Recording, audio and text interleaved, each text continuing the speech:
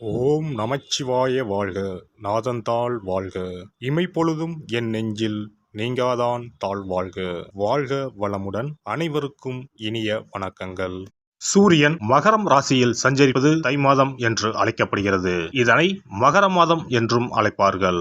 மகர ராசிக்குள் சூரியன் நுழைவதே மகர மாதம் ஆகும். பொதுவாக எந்த ஒரு நல்ல செயலையும் தை மாதத்தில் ஆரம்பிப்பதுதான் வழக்கம். இம்மாதத்தில் தான் சூரியன் தன்னுடைய வடதிசை பயணத்தை தொடங்குகிறார். உத்தராயண காலம் ஆரம்பமாகிறது. அதாவது தேவர்களின் உலகிற்கு தட்சிணாயனம் எனப்படும் 6 மாத இரவு காலம் முடிந்து உத்தராயணம் என்னும் 6 மாத பகல் காலம் ஆரம்பமாகும் என்பதே தை மாதத்தின் பெருமையாகும். தை பிறந்தால் வழி பிறக்கும் என்பார்கள். உத்திராடம் சிறந்த நட்சத்திரம். உத்திராடத்தில் பிள்ளையும் ஊர் எல்லையில் கொள்ளையும் என்பது பழமொழி. அதாவது உத்திராடத்தில் பிள்ளை பிறந்தால் உடனடியாக அவர்களுக்கு அருகிலேயே நிலம், வீடு அல்லது விளைநிலம் வாங்கும் யோகம் உண்டாகும்.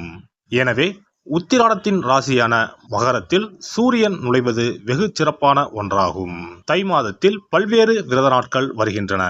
அவை தை வெள்ளி, தை அமாவாசை, தைப்பூசம், ரத சப்தமி, பீஷ்ம அஷ்டமி என பல்வேறு சிறப்பு வாய்ந்த நாட்கள் தை மாதத்தில் வருகின்றன. பல்வேறு சிறப்புகள் கொண்ட இந்த சீர்மிகு தை மாதத்தில் உங்கள் ராசிக்கான பலன்கள் என்ன என்பதனை அறிந்து கொள்வோம். தை மாத கிரக நிலைகளை பார்க்கும்போது சுக்கிர பகவான் விருச்சிகம், தனுசு, மகர ராசியில் பயணம் செய்கிறார். புதன் மற்றும் செவ்வாய் பகவான் தனுசு மற்றும் மகர ராசியில் சஞ்சாரம் செய்கின்றனர். சூரிய பகவான் மகர ராசியில் 29 நாட்கள் சஞ்சாரம் செய்கிறார். கும்ப ராசியில் சனி பகவானும், மேச ராசியில் குருவும், மீன ராசியில் ராகுவும், கன்னி ராசியில் கேது பகவானும் பயணம் செய்கின்றனர். சந்திர பகவான் சதயம் நட்சத்திரம் 4ஆம் பாதம் கும்ப ராசியில் இருப்பதன் மூலம் இந்த சீர்மிகு தை மாதம் ஆரம்பம் ஆகிறது.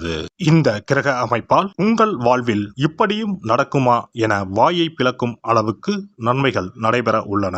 உங்களின் வளர்ச்சியை கண்டு நீங்கள் கடவுளாக பார்க்கும் உறவு ஒன்று உங்களுக்கு எதிரியாக வர வாய்ப்புண்டு. அது யாராக இருந்தாலும் எவராக இருந்தாலும் உங்களிடம் இருந்து சற்று தள்ளி இருப்பதே உத்தமம். மிதுன ராசி அன்பர்களே, எல்லா கஷ்டங்களையும் தீர்க்கப் போகிற சுபிட்ச மாதமாக இந்த தை மாதம் மலர்ந்துள்ளது. இப்போதுதான் மூளை ஒழுங்காக திட்டமிட்டு சரியான பாதையில் இறங்குவதற்கான அனைத்து சாத்தியத்தையும் தந்திருக்கிறது. இதுவரை உங்களால் சரிவர செயல்பட முடியாமல் போனதற்கு காரணம் சனி பகவான் 8ஆம் இடத்தில் அமர்ந்திருந்த குறைதான். இந்த நிலைமை முடிவுக்கு வந்துவிட்டதால் தொடர் சங்கடங்களில் இருந்தும் குடும்ப ரீதியான பிரச்சனைகளில் இருந்தும் வெளிவரப்போகிற மாதம்.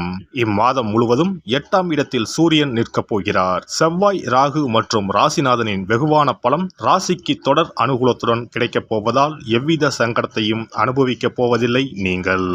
மாதம் தொடங்கி 15 தினங்கள் வரை அபரிவிதமான பணவரவு கிடைக்கும். குடும்ப நிலைமை எல்லாவித கஷ்டங்களில் இருந்தும் வெளிவந்து சந்தோஷ இனிமையை அடையும்.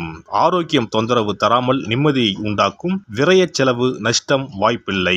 எதிரி எதிர்ப்பு, வம்பு வழக்கு, கோர்ட், காவல்துறை சம்பந்தமான விஷயங்களை முறியடித்து விடுவீர்கள். உத்தியோகம், பணி, பதவி விஷயங்கள் உயர்வுகளை தரும். தொழில், வியாபாரம், நிர்வாக வகையில் முடிவெடுத்து வைத்திருக்கிற லாபகர விஷயங்கள் மாதம் தொடக்கத்தில் இருந்தே உயர்வான அனுகூலத்தை தரும். இம்மாதம் திங்கள், வெள்ளி மற்றும் ஞாயிற்றுக்கிழமைகளில் எதிர்பாராத ஆச்சரிய திடீர் உயர்வுகள் உண்டு. இம்மாதம் 5 மற்றும் 9, 10, 12, 16, 17, 23வது நாட்களில் இதுவரை அடைந்து வருகின்ற அனைத்து கஷ்டங்களுக்குமான விடிவு காலத்தை தீர்வை உண்டாக்கப் போகிற உயர்வான மாதமாக இந்த தை மாதம் அமையும்.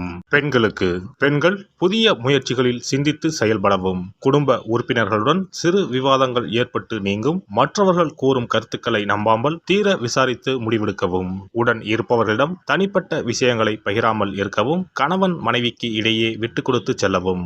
ஆடம்பர பொருட்கள் மற்றும் சிற்றின்ப செயல்பாடுகளால் சேமிப்புகள் குறையும்.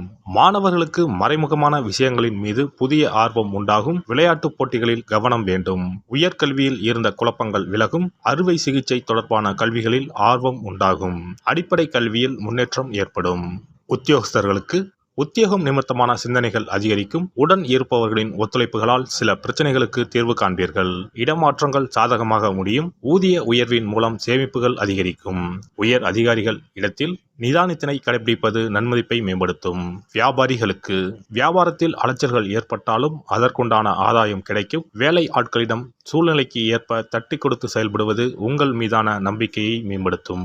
அரசு வழியில் எதிர்பார்த்த சில உதவிகள் கிடைப்பதில் தாமதம் ஏற்படும். கலை சார்ந்த துறைகளில் புதுவிதமான வாய்ப்புகள் உண்டாகும். விவேகமான செயல்பாடுகள் உங்களுக்கு நல்ல மதிப்பையும் பாராட்டையும் ஏற்படுத்தி கொடுக்கும். பொன் பொருட்கள் வாங்குவதற்கான சூழ்நிலைகள் சாதகமாக அமையும். எதிர்பாலின மக்களால் புதுவிதமான அனுபவங்கள் கிடைக்கும். வெளியூர் மற்றும் வெளிநாடு செல்வதற்கான வாய்ப்புகள் கைகூடும். அரசியல்வாதிகள் எதிலும் அவசரப்படாமல் பொறுமையோடு செயல்படவும். பேச்சுக்களில் நிதானமும் கவனமும் வேண்டும். ஆடம்பரமான சிந்தனைகளை குறைத்துக் கொள்வது உங்கள் மீதான நன்மதிப்பை மேம்படுத்தும். சனிக்கிழமை தோறும் ஆஞ்சநேயருக்கு நல்லெண்ணெய் தீபம் ஏற்றி வழிபாடு செய்து வர நன்மைகள் நடைபெறும். வேலை ஆட்களுக்கு தேவையான உதவிகளை செய்து கொடுப்பதன் மூலம் வியாபாரத்தில் அபிவிருத்தி ஏற்படும். இனி தை மாதத்தில் கடைபிடிக்க வேண்டிய முக்கியமான விரதங்கள் என்னென்ன என்பதனை காண்போம். தை மாதத்தில் தைப்பூசம், தை அமாவாசை, ரத சப்தமி போன்ற விழாக்களையும், பைரவ வழிபாடு, வீரபத்திரர் வழிபாடு, தை வெள்ளி வழிபாடு போன்ற வழிபாட்டு முறைகளையும் இம்மாதத்தில் பின்பற்றுகின்றனர். தை கிருத்திகை முருகப்பெருமானுக்கு மிகவும் சிறப்பு வாய்ந்த நாளாகும். கார்த்திகை பெண்களை சிறப்பிக்கும் வண்ணம் கிருத்திகை திருவிழா கொண்டாடப்படுகிறது. ஆண்டுக்கு 3 கார்த்திகை தினங்கள் மிக முக்கியத்துவம் பெறும். அவை தை மாதம் வரும் தை கிருத்திகை, கார்த்திகை மாதம் வரும் பெரிய கிருத்திகை மற்றும் ஆடி மாதத்தில் வரும் ஆடி கிருத்திகை. தை மாதத்தில் வரும் கிருத்திகையில் விரதம் இருந்து முருகப்பெருமானை வணங்கி வழிபாடு செய்தால் நிச்சயம் திருமண தடை நீங்கும். புத்திர பாக்கியம் கிடைக்கும் என்பது ஐதீகம். தை மாதத்தில் வரும் பௌர்ணமியோடு கூடிய பூச நட்சத்திரத்தில் தைப்பூசம் கொண்டாடப்படுகிறது. இந்நாளில் சிவபெருமான் மற்றும் முருக கடவுளுக்கு வழிபாடு நடத்தப்படுகிறது. உமையம்மை வேலவனுக்கு சக்தி வேலை வழங்கிய நாள் தைப்பூசம் என்றும் கருதப்பட்டு வழிபாடு மேற்கொள்ளப்படுகிறது. இந்த தைப்பூச திருவிழா உலகெங்கும் உள்ள தமிழர்களால் சிறப்பாக கொண்டாடப்படுகிறது. தை அமாவாசை. தை அமாவாசை அன்று மக்கள் தங்கள் முன்னோர்களுக்கு தர்ப்பணம் எனப்படும் வழிபாட்டினை மேற்கொள்கின்றனர். ஆறு, குளம், கடல் போன்ற நீர்நிலைகளில் இவ்வழிபாடு மேற்கொள்ளப்படுகிறது. தை மாத அமாவாசையும் ஆடி மாத அமாவாசையையும் மகாலய அமாவாசையையும் முன்னோர்களுக்கான வழிபாட்டிற்கு உகந்தவை என கருதப்படுகின்றன. இவ்வழிபாட்டின் மூலம் தாங்கள் செய்த பாவங்கள் நீங்குவதாகவும், குழந்தை பேறு, குடும்பத்தில் ஒற்றுமை, சுபிட்சம், மகிழ்ச்சி ஆகியவை கிடைப்பதாகவும் கருதப்படுகிறது. ரத சப்தமி. ரத சப்தமி என்பது தை மாதத்தின் வளர்பிறையில் வரும் சப்தமி திதி அன்று கொண்டாடப்படுகிறது. இந்நாளில்தான் சூரியன் தனது வட அரைக்கோள பயணத்தை தொடங்குகிறார். இந்நாளில் விரதம் மேற்கொள்வதால் ஆரோக்கியம், நோய் இல்லாமை, செல்வம், புத்திரப்பேறு, நீண்ட ஆயுள், பகைவர்களை வெல்லும் சக்தி, வெற்றி, நிலம், தானியம், புண்ணியம் ஆகியவை கிடைக்கும். மேலும் மனக்கவலை, வியாதி ஆகியவற்றை நீக்கும். வழியில்லாமல் தவிக்கும் போது வழிகாட்டும் இந்த ரத சப்தமி. பைரவ வழிபாடு. தை மாதத்தில் வரும் முதல் செவ்வாய்க்கிழமையில் இவ்விரதம் கடைபிடிக்கப்படுகிறது. தாமரை பூ மாலை, வில்வ மாலை, தும்பை பூ மாலை, சந்தன மாலை ஆகியவை பைரவருக்கு உகந்ததாக கூறப்படுகிறது. வாசனை பூக்களில் மல்லிகை பூவை தவிர்த்து மற்ற அனைத்து பூக்களும் பைரவருக்கு சமர்ப்பிக்கப்படுகின்றன. சனித்தோஷம் முழுமையாக அகல கால பைரவருக்கு விரதம் இருப்பது விசேஷம். வீரபத்ர வழிபாடு. வீரபத்ர வழிபாடு என்பது செவ்வாய் தோறும் ஓராண்டு காலம் கடைபிடிக்கப்படுகிறது. ஓராண்டு வழிபட முடியாதவர்கள் தை மாத செவ்வாய்க்கிழமையில் மட்டுமாவது இந்த வழிபாட்டினை கடைபிடிக்கலாம். இவ்வழிபாட்டை மேற்கொள்வதால் நீங்காத தடையும் நீங்கும், தீராத பகையும் தீரும், நவ கிரக பாதிப்புகளில் இருந்து நம்மை காக்கும். தை வெள்ளி வழிபாடு. உத்தராயண காலத்தின் ஆரம்ப மாதமான தையில் வரும் வெள்ளிக்கிழமையில் அம்மன் வழிபாடு மேற்கொள்ளப்படுகிறது.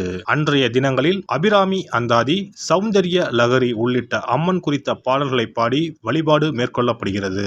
தை மாதத்தில் வரும் திருவிழாக்களை கொண்டாடி வழிபாட்டு முறைகளை பின்பற்றி இறையருள் கிடைக்கப்பெற்று வளமான வாழ்வு வாழ்வோம்.